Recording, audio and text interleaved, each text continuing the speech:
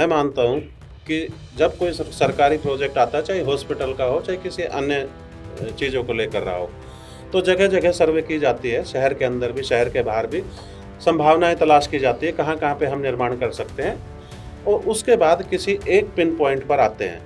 तो निश्चित रूप से ये ऐसा ही रहा होगा कि जगह-जगह जब तलाश प्रशासन के द्वारा शुरू की गई होगी या गाँव के लोगों ने ही अपने ऑफ़र भेजे होंगे कि हमारे यहाँ भी हो सकता है, माँग सबको करने का अधिकार है, उन लोगों ने भी किया होगा। तो जब उन लोगों ने किया होगा तो इनके अंदर असुरक्षा की भावना आ गई होगी, इनसिक्योरिटी की भावना आ गई होगी कि वो लोग भी माँग कर रहे हैं, कहीं ऐसा ना हो कि प्रशासन का रवैया उस तरफ हो जाए, माननीय मंत्री जी का उस तरफ रुझान हो जाए और हम फिर रह जाएँ, तो उससे पहले उन्होंने धरना प्रदर्शन शुरू कर दिया। तो एक प्रोसेस को पूरा नहीं होने दिया, जहाँ तक मुझे लगता है।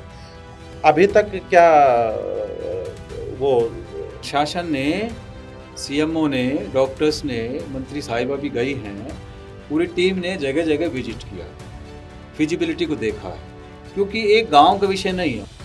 हरियाणा के स्वास्थ्य मंत्री माननीय आरती राव के बारे में भी कुछ लोगों ने बहुत गलत बातें बोली, जिसका हम यहाँ सार्वजनिक रूप से उन भाषाओं का या उन शब्दों का उल्लेख तो नहीं कर सकते, लेकिन हाँ, कुछ बातें इस तरह की आई जो बहुत निंदनीय हैं, कुछ लोगों ने की। तो उसके बारे में भी आप हमें प्रकाश डालिए और विस्तार से समझाइए कि वो बातें क्या थी और आरती राव का इसमें क्या रोल रहा। आरती राव का इसमें नहीं था रोल, इसमें राव साहब से उन्होंने बात करी थी, पर क्योंकि उनकी बेटी आज कैबिनेट मिनिस्टर है स्वास्थ्य की, तो उनके माध्यम से काम होना है, तो ये बात दुरुस्त है। बजाय कि उनके पास में प्रस्ताव लेकर के अपनी बात को संजीदगी के साथ में रखा जाता, उनके ऊपर इस तरह से निचले स्तर की भाषा का इस्तेमाल करके बात करना, मैं समझता हूं कि बहुत ही निंदनीय है और आदमी को शर्म नहीं है। पूरे हरियाणा में एक मुद्दा आजकल जोर शोरों से छाया हुआ है, खास तौर पे दक्षिण हरियाणा में, और रेवाड़ी की बात करें तो विशेष तौर पे बहुत जोर शोर से छाया हुआ है, जो पूरी राजनीतिक पटल पर चर्चा का विषय बना हुआ है। बात है स्वास्थ्य की कि हॉस्पिटल कहाँ खुले, किस तरह से खुले, कैसे चीज़ें ठीक ठाक हो, इसको लेकर बहुत जद्दोजहद की स्थिति बनी हुई है। एक गांव है भगवानपुर रामगढ़, वहाँ के लोग कह रहे हैं कि माननीय सांसद जी ने, माननीय मंत्री जी ने हमें हॉस्पिटल खोलने के लिए मंजूरी दी थी और कमिटमेंट किया था, और स्वास्थ्य मंत्री आरती राव जी ने भी हामी की थी। लेकिन जब बात करते हैं राजनीतिक गलियारों में या बात करते हैं सांसद महोदय से, तो वो कहते हैं कि बातचीत पूरी नहीं हुई थी, सिरे नहीं चढ़ी थी, बहुत सारी कानूनी अटकलें हैं। आज इसी विषय पर बात करने के लिए हमारे साथ मौजूद है हंसराज जी, जो पूर्व शिक्षाविद भी है, अहिर कॉलेज के डायरेक्टर भी है, बीजेपी नेता भी है और राव इंद्रजीत के पूर्ण समर्थक माने जाते हैं।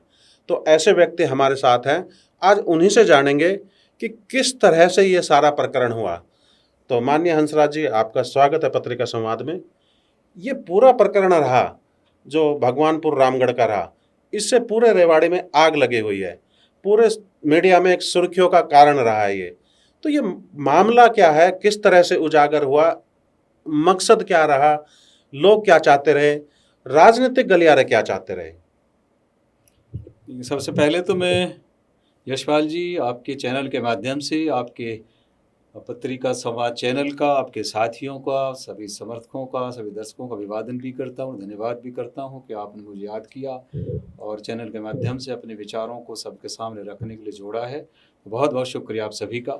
जहाँ तक आपने मुझसे ये सवाल किया है कि ये सुर्खियों में चीज़ छाई हुई है, देखो राजनीति के अंदर मुद्दे हमेशा पैदा होते हैं और होते रहेंगे, इसमें कोई शक की बात नहीं है। जहाँ तक जनसेवा की बात है, जनसेवा के लिए कोई भी गवर्नमेंट जो निर्मित होती है उसका उद्देश्य होता है कि जनता की सेवा में समर्पित रहे। इसी प्रकरण के अंदर ही वे बैक यदि हम 1-1.5 महीना पहले की बात करें कि लोग भगवानपुर में लगभग 1 महीने से फालतू समय से वहाँ पर बैठे हुए हैं और हॉस्पिटल की डिमांड कर रहे हैं। कुछ समय पहले रेवाड़ी शहर को, क्योंकि शहर में थोड़े पानी की व्यवस्था अच्छी नहीं है, तो पानी की सप्लाई करने के लिए केंद्रीय मंत्री जी ने ये चाहा कि रेवाड़ी शहर की प्यास बुझाने के लिए एक मीठा पानी रेवाड़ी शहर को सप्लाई किया जाए। तो उन्होंने गांव की पंचायत को एक बार ये सलाह दी और बातचीत करी कि भाई आप यहाँ पर अगर कुछ ज़मीन दे दें तो रेवाड़ी शहर को पानी अच्छा सप्लाई हो सकता है, और आप भी रेवाड़ी शहर का हिस्सा हैं, तो इसलिए आप इसमें आगे बढ़ें। राव साहब की बात को तवज्जो देते हुए वहाँ की पंचायत ने हेल्थ डिपार्टमेंट को वाटर सप्लाई के लिए अपने गांव की ज़मीन दी। उसके बाद में उस गांव ने कहा कि क्योंकि हमारे यहाँ पर एक हॉस्पिटल खोला जाए। हॉस्पिटल क्योंकि रेवाड़ी शहर के बीच में आ गया था, कंजेशन में आ गया था और वहाँ भीड़ भड़क्का से इलाका था। तो सरकार ने, लोगों ने सोचा कि भाई हॉस्पिटल ऐसी जगह बनाए जब इजी एक्सेसिबिलिटी हो, अप्रोच सही हो, हम जा सकता हो, भीड़ से बाहर थोड़ा सा हो।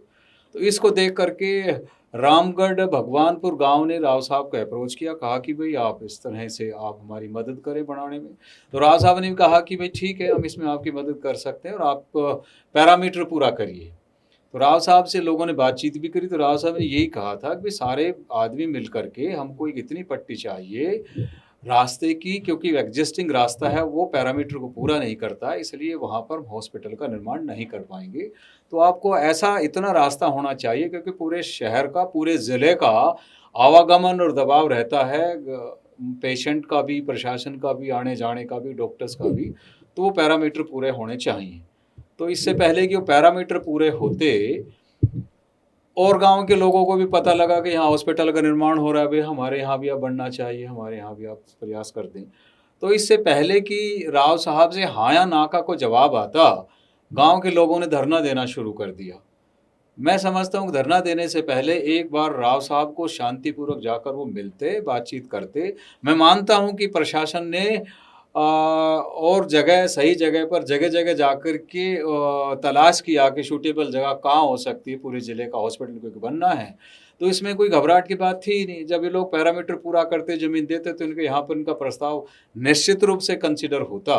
पर बजाय सही ट्रैक को पकड़ने के गांव के लोगों ने धरना देना शुरू कर दिया, भाषणबाजी शुरू कर दी, प्रदर्शन शुरू कर दिया, अनर्गल बातें शुरू कर दी। और सबसे बुरी बात तो ये हो जाती है कि जिनसे आप डिमांड करते हैं, जिनसे गुहार लगाते हैं, माननीय स्वास्थ्य मंत्री आज के दिन है आरती सिंह राव जी, उनके पिताजी हैं जो 50 वर्ष से लगभग राजनीति के क्षेत्र में बने हुए, निर्विवाद बने हुए हैं, और उनके ऊपर एक पैसे का दाग, तिल टेकने के समान भी कहीं है नहीं। ये पूरा इलाका जानता है, हरियाणा जानता है, प्रदेश जानता है, देश जानता है। उनके विषय में इस तरह की अनर्गल बात करना, जिन्होंने पूरी जिंदगी सच्चाई, ईमानदारी, निष्ठा, सेवा के साथ में पूरी जिंदगी लगा दी हो, उनके विषय में अच्छे शब्दों का इस्तेमाल करना मैं समझता हूँ बुरी बात थी। तो इसलिए ये तनाव बढ़ता गया और दूरियां बढ़ती गई। इन्हें ऐसे ऐसे शब्दों का इस्तेमाल किया गया, आपने सुना होगा वीडियो, कि आप और हम उस विषय में उन शब्दों का इस्तेमाल तो कर चर्चा करना भी शर्मनाक बात समझते हैं। तो जब ऐसी स्थिति कोई गांव या इलाके के कोई भी आदमी ऐसी पैदा करते हैं और बाहर से लोग बुलाते हों, अनर्गल बात करते हों, तो मैं समझता हूँ फिर दूरियां तो अपने आप में बढ़ ही जाती है। नहीं तो ऐसा कोई विषय नहीं है।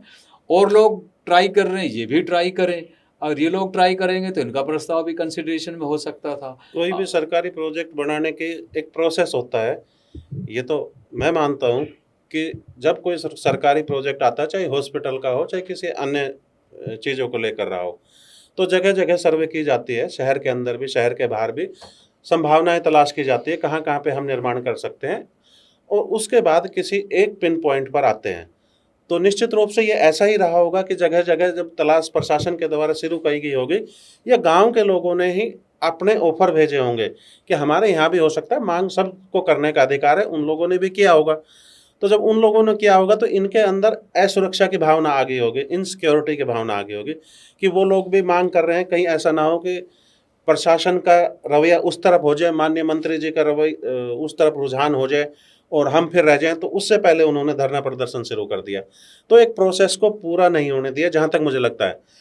अभी तक क्या वो सर्वे पूरा हो चुका है और किसी एक पिन पॉइंट पर आ चुकी है बातें, या नहीं आई है अभी तक? तो नहीं, प्रशासन ने, सीएमओ ने, डॉक्टर्स ने, मंत्री साहिबा भी गई हैं, पूरी टीम ने जगह जगह विजिट किया है, फिजिबिलिटी को देखा है।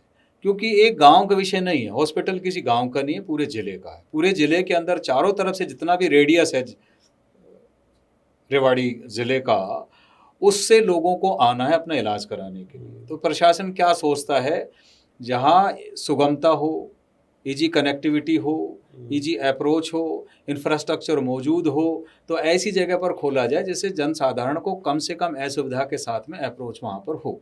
लोग चलकर आएँ, बस में बैठकर आएँ और आसानी से बस से उतरकर ईजी अप्रोच के साथ में वो हॉस्पिटल को टच कर सकते हो, अपना अन्य काम में भी आए और साथ साथ सुविधा हॉस्पिटल की भी ली जाए। तो उसके लिए तलाश जारी है, अभी तलाश फाइनल बिल्कुल नहीं हुई है। जगह जगह से विभिन्न गाँवों के 7 गाँवों ने भी अलग अलग ऑफर्स दी हैं इस गाँव के अलावा। इस बीच में आपने देखा होगा कि शहर से भी कुछ गणमान्य लोग इकट्ठे हुए और उन्होंने ये बताया, एक रहस्य नया दिया कि लगभग 18 साल पहले या 20 साल पहले एक 6 एकड़ ज़मीन गवर्नमेंट हॉस्पिटल के लिए निमित्त की गई थी। हुड्डा सेक्टर 18 के अंदर मौजूद है, उसका बोर्ड भी लगा हुआ है और उसके साथ के अंदर ही 4-5 एकड़ के स्कूल की लैंड भी पड़ी हुई है। वो भी कम पड़े तो उसको मिलाकर 10 एकड़ पूरी हो जाती है और ऐसी व्यवस्था सरकार करती भी है। आपने गुड़गांव ज़िले का देखिए, जहाँ पर हम इतना बड़ा हॉस्पिटल बनाने जा रहे हैं 700 बेड का, तो ये इस सिविल हॉस्पिटल गुड़गांव की जगह छोटी पड़ गई। तो सरकार ने क्या किया है, सरकार ने इसके साथ में जो हायर सेकेंडरी स्कूल चला हुआ है उसकी कुछ ज़मीन को हॉस्पिटल में शामिल करके दायरा पूरा किया गया और यहाँ पर हॉस्टल का निर्माण की प्रक्रिया शुरू हो गई है। तो इसी तरीके से वहाँ के लोग कह रहे हैं कि भी 6 एकड़ हमारी पड़ी हुई है और भी ज़मीन साथ में अवेलेबल है, तो क्यों ना सबको कम्यूट करके और ये हॉस्पिटल यहाँ बनाया जाए। यहाँ पर सेक्टर 18 के अंदर 3 तरफ से चौड़े चौड़े रोड हैं, हाईवे से नज़दीकियाँ हैं, शहर के साथ में है, भीड़ भड़क्के से दूर है, तो वहाँ पर लोगों की सुगमता भी आने जाने में, तो ऐसी जगह बनाया जाए। इससे भगवानपुर रामगढ़ को भी लाभ होगा, पूरे ज़िले को भी लाभ होगा, इसमें कोई ऐतराज़ होना भी नहीं चाहिए।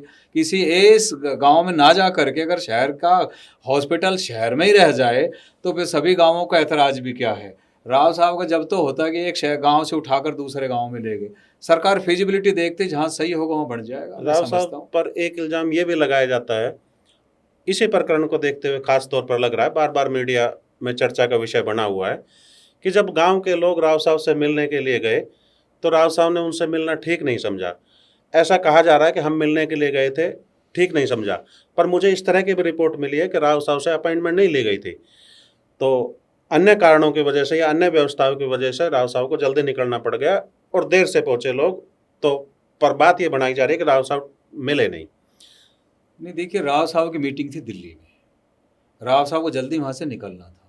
केंद्रीय मंत्री हैं, संगठन का, पार्टी का, सरकार का प्रोग्राम होते हैं, तो उन प्रोग्रामों के हिसाब से राव साहब एक चीज़ लेके जाने जाते हैं, जहाँ पर हाँ कर देते हैं वहाँ पर खड़े पाए जाते हैं, अपने लिए वोट मांगने आते हैं। अगर 9 बजे का टाइम है तो 9:05 पे नहीं बल्कि एक्यूरेट 9 बजे पहुंच जाते राव साहब। जब पहले से उनके प्रोग्राम तय थे और गांव के अपॉइंटमेंट पहले से नहीं थी, तो गांव को एक संजीदगी के साथ में चाहिए था कि राव साहब हम आना चाहते हैं, हमें समय दीजिए। समय अगर निर्धारित होता और नहीं मिलते तो राव साहब कसूरवार होते। लेकिन इससे भी बड़ी बात सोचिए, मैं तो यूँ ही कहूँगा, हमारे भाई हैं, नज़दीकी हैं, हमने वहाँ पर भी काम किया है और गए हैं, मेडिकल कैंप भी लगाया उस गाँव में हमने। मैं यूँ कहना चाहता हूँ कि गांव को पेशेंस होती, संजीदगी होती, तो इस तरीके से नारेबाजी करते हुए नहीं जाना चाहिए, बल्कि संजीदगी से जाते। भाई राव साहब पहले तो टाइम दो, हमें टाइम नियत करो, पूरा गांव या इलाके के सरदारी आपको मिलना चाहती है, निश्चित करिए। जब टाइम निश्चित होता राव साहब मिलते, कोई शक की बात नहीं है, हमेशा मिलते हैं। अब दिल्ली में जाएँ, मंडे का दिन फिक्स किया हुआ है, पार्लियामेंट जाते हैं तो भी टाइम निकालते हैं, बीच में लोगों को मिलते हैं। तो और जिसको टाइम दे दिया राव साहब ने, फिर उस व्यक्ति से 100% मिलते हैं। अनअपॉइंटेड आदमी यदि कितना भी सीनियर क्यों ना हो, राव साहब उसको तवज्जो देते जिसको पहले से टाइम तय कर दे। उनके कैरेक्टर ये चीज़ रची बसी हुई है, तो इस चीज़ के लिए जाने भी जाते हैं। तो उनकी कहीं ना कहीं गांव की मैं समझता हूँ लैकुना भी है। पहले टाइम को तय करते, फिर जाते, फिर राव साहब मिलते, फिर नहीं मिलते, बात उल्टी होती तो उनकी बात ऊंची रखी जाती। पर यहाँ पर गांव की थोड़ी नासमझी है कि इस तरीके से ना वो एट रैंडम गए अपनी तरफ से चलकर कि वो मिलेंगे नहीं मिलेंगे। जिसका पहले से प्रोग्राम तय हो तो आदमी नहीं मिल पाता है, इसमें कोई शक की बात नहीं है। तो इस कोई बुरा मानने वाली बात नहीं है। राव साहब हमेशा मिलते हैं और वहाँ भी तो दरबार लगता है रेवाड़ी के अंदर, वहाँ भी तो रामगढ़ भगवानपुर के लोग मिलते हैं। टेलीफोन पर भी तो बात कर सकते हैं। पहले भी तो सरपंच साहब का वीडियो वायरल नहीं हुआ, उन्होंने टेलीफोन में बात नहीं करी। हाँ, तो मेरा टेलीफोन पर भी कर लेते बात। अगला क्वेश्चन यही आ रहा था कि लोग फ़ोन पर बात कर सकते हैं, तो इतनी इजी एक्सेस तो कहीं भी नहीं है कि लोग फ़ोन पर बात करते हैं और फिर वही लोग फ़ोन को रिकॉर्डिंग करके और उसको वायरल कर देते हैं। वैसे तो ये निजता का उल्लंघन माना जाता है, क्योंकि फ़ोन पर बात करना कोई ऑफिशियल स्टेटमेंट नहीं होते कि आप ऑफिशियल स्टेटमेंट दे रहे हैं। हम और आप यहाँ बैठ के बात कर रहे हैं, ये आपकी ऑफिशियल स्टेटमेंट है, इसको वायरल किया जा सकता है। लेकिन किसी भी व्यक्ति के फ़ोन पर बात करते हुए को रिकॉर्डिंग कर लेना और उसको फिर फ़ोन पर वायरल कर देना, ये तो अपने आप में अवैध भी माना जाता है, ऐसा मैंने सुना है। तो ऐसा होता होगा तो वो क्या क्लिप रही कि राव साहब ने कुछ बात बोली, कुछ कमिटमेंट की फ़ोन पर, किसी एक व्यक्ति से कमिटमेंट की या पूरे गांव से कमिटमेंट की? क्या ये पूरा प्रकरण था जो वायरल हुआ? देखिए यशपाल जी, राजनीतिक जीवन में आदमी प्रत्यक्ष भी मिलता है, अप्रत्यक्ष भी मिलता है। अप्रत्यक्ष का मतलब है कि टेलीफोन के ऊपर ही बात करता है, सादे मन से बात करता है, सीधे मन से बात करता है। अगर हमको ये अंदेशा हो कि अगला आदमी हमारी रिकॉर्डिंग कर रहा है, तो शायद हम उसी भाषा में, उसी कॉन्शियसनेस में बात करेंगे। तो राव साहब से एमएलए भी बात करते हैं, मंत्री भी बात करते हैं, कार्यकर्ता भी बात करते हैं, इलाके के लोग बात करते हैं, हम भी कर लेते हैं। जब समय होता है बात हो जाती है, मीटिंग बैठे हैं तो नहीं भी हो पाती है। तो जिस व्यक्ति ने भी ये टेलीफोन पर बात करी, उन्होंने सच्ची आत्मा मन से बात करी, उसको रिकॉर्डिंग करना ही सबसे बड़ा गुनाह है। और उससे भी बड़ा अपराध ये हो जाता है कि किसी निजता का हनन माना जाता है कि किसी व्यक्ति से व्यक्तिगत वार्तालाप को बगैर उसकी इजाज़त के आप प्रसारित कर रहे हैं। तो इससे बड़ा उल्लंघन कानून का और हो क्या सकता है।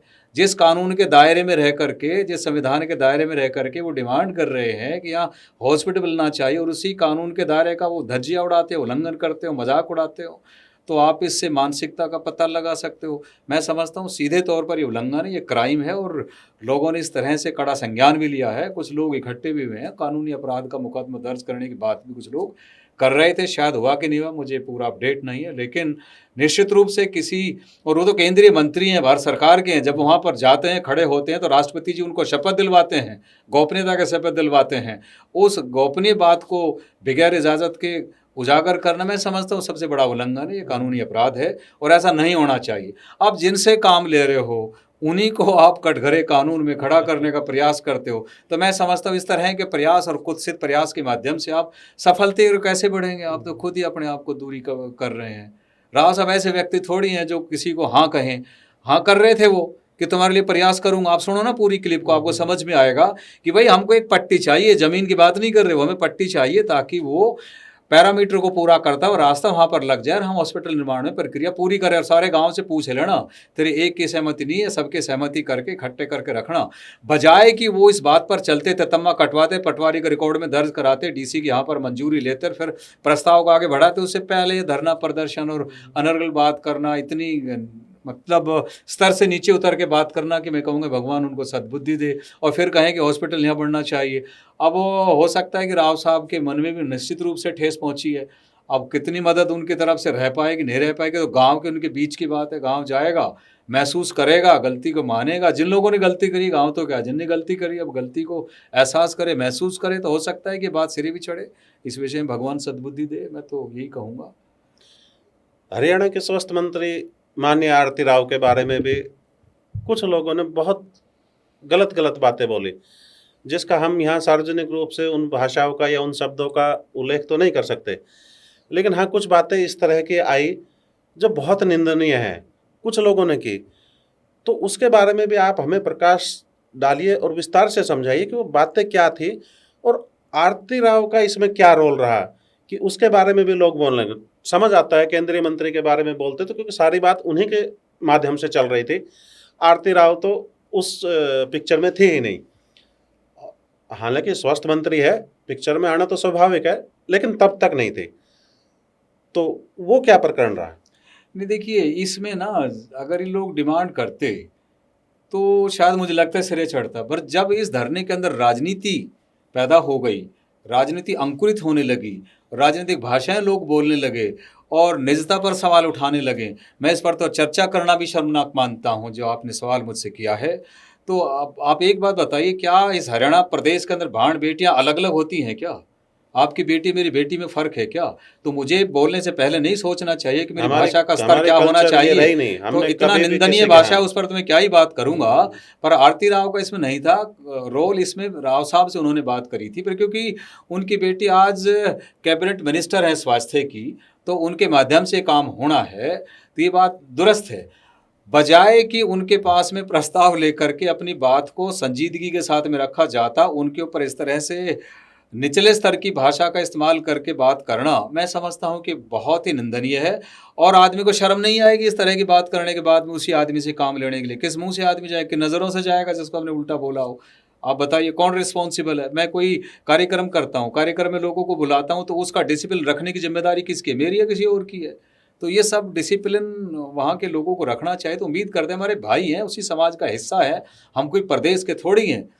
पर मैं सारे प्रकरण को बहुत निंदनीय मानता हूँ, बहुत इस विषय पर चर्चा पे मैं नहीं करना चाहता हूँ, क्योंकि इस विषय में क्योंकि नीचता का स्तर हमारा तो कभी है नहीं। राव इंद्रजीत सिंह ने 50 साल गुजारे राजनीति में, कभी इस तरह आपने फिसलता हुआ देखा है? कभी उनकी भाषा के अंदर निचला स्तर देखा है? कभी नहीं देखा। हार भी देखी, जीत भी देखा, खूब लोगों के काम किए हैं, संघर्ष का समय भी देखा, लेकिन उनकी भाषा में गिरावट कभी नहीं आई, और ना ही उनकी बेटी की भाषा में गिरावट आई है। तो फिर ऐसे लोगों ने क्यों सोचा ये? मुझे तो सीधे तौर पर राजनीतिक बदबू लगी इसमें। कुछ लोग जाकर घुस गए और मामले को प्रदूषित करने का प्रयास किया, नहीं तो कोई वजह नहीं थी कि ये बातें सिरे ना चढ़ें।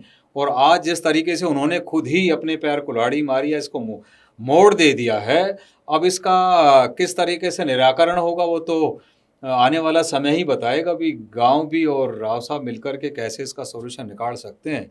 राव साहब उनको माफ़ करेंगे, मेरे तो उम्मीद है, मैं तो जानता हूँ नज़दीकी तौर से उनको। राव साहब में थोड़ी सी एक बार कड़वाहट आती है, पर जाकर के आदमी महसूस कर ले ऐसी बात नहीं थी, बात ये थी जी, और इस बात को ख़त्म करते हैं। राव साहब उस बात को ख़त्म करके हमेशा आगे बढ़ती आई, उनका करेक्टर रहा है। तो ये गाँव को सोचेगा तो शायद आगे बढ़ जाए। इस विषय में कुछ कह नहीं सकता हूँ।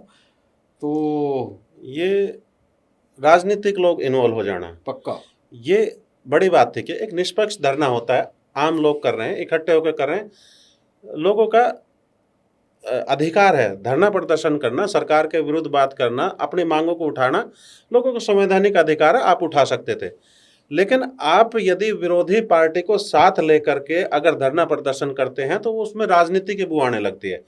फिर ऐसा आने लगता है कि ये राजनीति वश किया जा रहा है, ये लोगों की मांग नहीं है, पर सत्ता पक्ष के लोगों को बदनाम करने के उद्देश्य से ऐसा किया जा रहा है। तो ऐसा ही रहा होगा जब राजनीतिक लोग शामिल हो गए होंगे इस धरने प्रदर्शन में।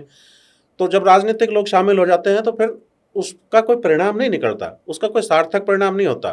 फिर कंट्रोवर्सी होती है, मीडिया में चर्चाएं चलती है, एक दूसरे पर आरोप प्रत्यारोप होते हैं और रिजल्ट नहीं आता है। तो ऐसा ही भगवानपुर रामगढ़ के मामले में हुआ होगा या ऐसा चल रहा है?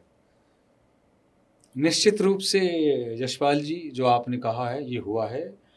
धरना होता है सामाजिक संगठन, उसमें कोई धर्म, जाति, संप्रदाय, पार्टी नहीं होती, क्षेत्र नहीं होता, सबके कल्याण के लिए वो काम किए जाते हैं, हम और आप भी करते हैं। लेकिन किसी पार्टी विशेष के लोग वहाँ चला जाएं, धरना करें, प्रदर्शन करें, वोटिंग को चैलेंज करें, लीडरशिप को चैलेंज करें, इलेक्शन को चैलेंज करें, आने वाले समय में देख लेंगे हमने ये किया था, वो किया था, राजनीतिक बदबू आने लगी। और राजनेताओं को बुलाने लग गए या विरोधियों को बुलाने लग गए, जो राव साहब से नेगेटिव चलते हैं उनको बुलाना शुरू कर दिया, उनके बयानबाजी शुरू करवा दी। तो राजनीतिकरण नहीं है तो क्या है? अच्छा होता किसी भी लीडर को साथ लेकर, किसी भी सामाजिक संगठन को साथ लेकर पहुँचते कि राव साहब उस दिन नहीं मिले पर आज मिलो और हमारी मांग पर आप गौर करिए, हम आपको मिलना चाहते हैं, मेरी बात को आगे बढ़ाइए।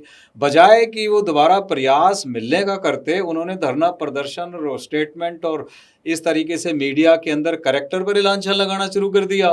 तो मिलने की गुंजाइश रह कहाँ जाती है? हम तो शुरू से कहने लग रहे हैं ये सामाजिक संगठन होता तो बात सिरे चढ़ती, इसके अंदर राजनीतिक बदबू पैदा हो गई।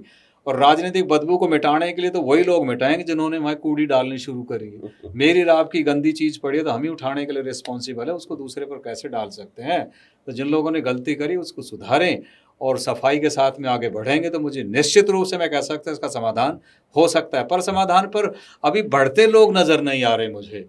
मतलब किस तरीके से अनर्गल बातें, आरोप और प्रत्यारोप और सरकार के चीज़ों को चैलेंज करना कि नहीं हॉस्पिटल प्राइवेट था या सरकारी था या बनाना नहीं चाहते हैं या मना करते हैं या वादा खिलाफी करते हैं। आज मैं आपसे सवाल कर रहा हूँ, वादा खिलाफी की बात में आप पूछिए, आपने ये चल रही है चर्चा मीडिया में आती है, क्या हॉस्पिटल कहीं नियत हो गया? कहीं ज़मीन मंजूर हो गई? क्या उसकी नींव रखी गई? तो वादा खिलाफी कैसी है? अभी तो प्रशासन देख रहा है, तलाश कर रहा है, फीजिबल है कहाँ। और एक बात मुझे बताइए कि किसी एक गाँव का ही हक होता है क्या कि ये यहीं बढ़ना चाहिए? पूरे ज़िले के लिए सारे पैरामीटर देखने होंगे और जहाँ पर आम जन का कल्याण हो सकता है वहीं पर बढ़ना चाहिए। वो चाहे भगवानपुर गांव हो, रामगढ़ गांव हो, उसका पड़ोस लगता दूसरा गांव हो, शहर का बीच में हो, दूसरे गांव में हो। मैं कहता हूं कि भगवान सबको सद्बुद्धि दे, सहयोग दे और ये कहे कि पूरे इलाके को, पूरे ज़िले को फीड करने के लिए, स्वास्थ्य सेवाएं देने के लिए जहां ज़रूरी वहां पर सबको मिलकर सहमति देनी चाहिए। इसमें है सामाजिक संगठन की विशेष गुणवत्ता। और यदि हम जिद करके बैठ जाएं तो जिद में फिर पूरे ज़िले का अहित नहीं करना चाहिए। मान लिया कि उन्होंने वाटर सप्लाई के लिए जगह दी थी, पर उसका इतना बड़ी बात नहीं हो सकती कि पैरामीटर पूरा ना करें और हम अनर्गल बात के ऊपर अड़कर खड़े हो जाए, धरना प्रदर्शन करें, राजनीतिक नारेबाजी करें। जिस सरकार से आपने काम लेना हो उसी सरकार को आप कोसने लगते हैं, उसी सरकार का घेराव करने लगते हैं, आप उत्पात करने अभी लगे लोग तो वो फिर काम कराने के ढंग साबित नहीं होते। अभी बार बार लोग ये भी बात कह रहे हैं, मीडिया के थ्रू बातें आ रही है सामने, कि हमारी जो 10 एकड़ ज़मीन ली गई थी पानी की सप्लाई के लिए, वो हमें वापस कर दीजिए और हम अपने मांग को वापस ले लेंगे। क्या ऐसे संभावना नज़र आती है? अरे आप एक पहली बात। दूसरी बात ये, क्या रामगढ़ भगवानपुर का या किसी भी गांव का क्या ये दायित्व तो नहीं बनता है कि यदि उसके पास ज़मीन है और शहर के पास पानी नहीं है तो उस ज़मीन का उपयोग करने दे उस शहर के लिए, अपने लिए, आसपास के गांवों के लिए? क्या उसका दायित्व तो नहीं बन जाता है? यदि वो गांव अपनी ज़मीन को मुहैया करा रहा है पानी देने के लिए तो उसका दायित्व भी तो है। पंचायत का दायित्व यही तो होता है, इसलिए तो पंचायत के पास ज़मीन छोड़ी जाती है। उसका मकसद तो यही रहा होगा कि सामाजिक कल्याण के कार्यों को करने दिया जाए, ऐसा ही तो रहा होगा। अब वापस मांग रहे, इसका क्या औचित्य है? देखिए, आपने मेरी आधी बात को पूरा कर दिया यशपाल जी। मैं यही कहता था, हमारे घर में बाहर से कोई आदमी आए, हम उसको पानी पिला दें, हम उसको खाना खिला दें और हमारे उस आगंतुक के बीच में सहमति किसी विषय पर ना बने तो मैं कह दूँ मेरा पिया पानी उल्टा निकाल, खाना उल्टा कर। ये किस संस्कार की बात होती है? मानते हैं कि उन्होंने जन कल्याण के लिए, पूरे ज़िले के कल्याण के लिए उन्होंने ज़मीन दी है, तो आज के दिन उल्टी डिमांड करना तो पूरे ज़िले को चैलेंज करना, प्यासा मारना है। हरियाणा प्रदेश की संस्कृति रही है, दूध दही का खाना यहाँ पर रहा है, हम एक दूसरे के सहयोगी और साथी रहे हैं कि मेरा दायित्व था, मेरा धर्म था, मेरा फर्ज था, मेरा कर्तव्य था कि मैंने जन कल्याण के लिए काम कर दिया। अब आगे वाले का दायित्व है कि अगली बात को पूरा करे।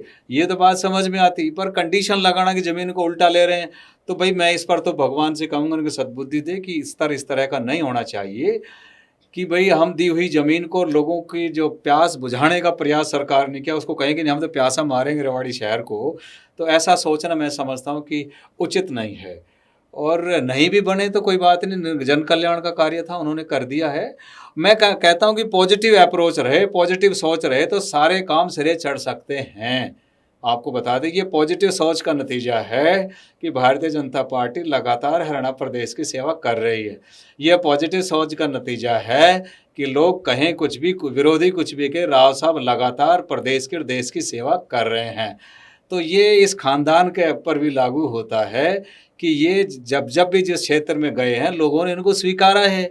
ये मैं नहीं कहता हूँ कि धरातल स्तर की सच्चाई कहती है, ये ग्राउंड रियलिटी कहती है, आज का सच बोलता है।